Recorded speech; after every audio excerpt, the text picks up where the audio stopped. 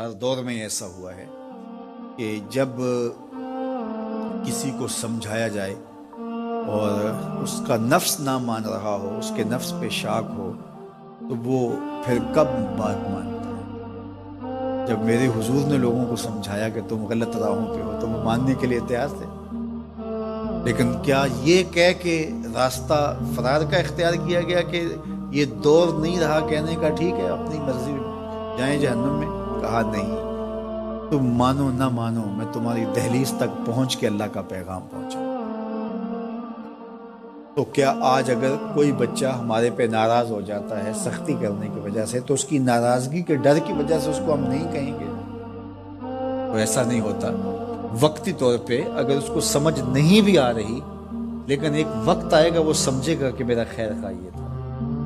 وہ استاد، وہ مربی ہمارے جنہوں نے سختی کی ہمارے اوپر، اور پھر آج ہم کسی منزل پہ اگر پہنچے تو ہم ان کے شکر گزار ہوتے ہیں کہ نہیں ہوتے؟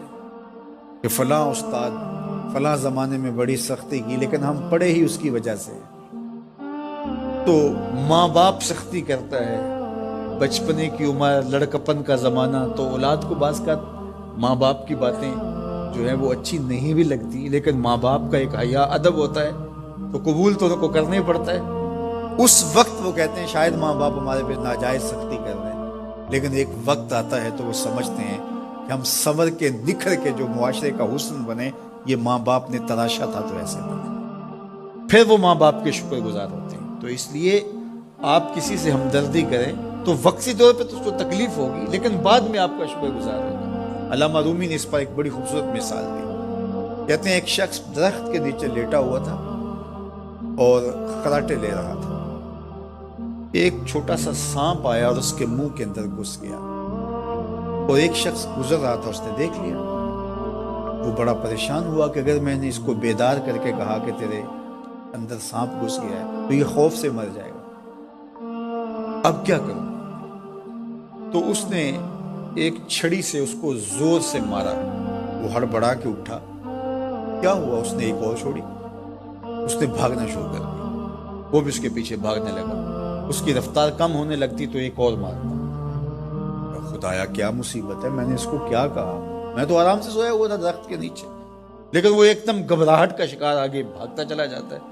آگے کوئی باغ آ گیا تو اس میں فروٹ لٹک رہا تھا، تو کہا کہ کھاؤ۔ عجیب آدمی ہے، مارتا ہے اور کہتا ہے کھاؤ۔ اس نے کھایا، کہا اور کھاؤ۔ اس نے کہا بابا بس میری بس ہوگی، کہا نہیں اور کھاؤ۔ اس نے اور کھایا۔ ساتھ جو ہے وہ پانی کا کنواں تھا، کہا یہاں سے پانی پیا۔ اس نے تھوڑا سا پانی پیا، اس نے زور سے ڈنڈا مارا، اور پیو۔ اس نے اور پی لیا۔ رومی کہتے ہیں کہ وہ بندہ بڑا حیران، عجیب میرا دشمن ہے، کبھی مارتا ہے، کبھی پھل کھلاتا ہے، کبھی پانی پلاتا ہے۔ اس نے کہا میرے سے اور نہیں پیا جاتا۔ اس نے کہا پیتا ہے کہ نہیں، ایک اور چھوڑی۔ تو اس نے اور پانی پی لیا، کہا چلو دوڑو۔ جب بندے نے کچھ کھایا ہو تازہ تازہ اور دوڑے تو پھر جو حالت ہوتی ہے وہ آپ سے مخفی نہیں ہے۔ تو پھر دوڑنے لگا، تو آگے جب گیا تو کوئی ٹھوکر لگ گئی۔ پانی پیا تھا بھرپور اور فروٹ کھایا تھا، اور پہلے بھی دوڑ بھاگ کے آیا تھا، اب بھی دوڑنا شروع کر دیا، اور پیچھے سے جو ہے وہ ہاتھ میں ڈنڈا پکڑا، اور وہ رحم کاری نہیں رہا۔ تھوڑا سا ڈھیلا ہونے لگتا ہے تو زور سے مارتا۔ دوڑتے ہو کہ نہیں دوڑتے؟ تو ٹھوکر لگی، گرا، ساتھ ہی کہہ آئی اور سانپ نکل کے باہر آ گیا، اور وہ لہراتا ہوا جا رہا تھا۔ اس نے اس کو پکڑ کے سینے سے لگا لیا، کہا میں تیرا دشمن نہیں تھا، لیکن تیرا علاج یہی تھا، تو میں نے تجھ کو اتنا مارا ہے، میں تجھ سے معذرت کرتا ہوں۔ اس نے کہا میں تیرے سے معذرت کرتا ہوں، جو مجھے تیرے پہ غصہ آتا، اس لیے کہ تو میرا خیر خواہ تھا۔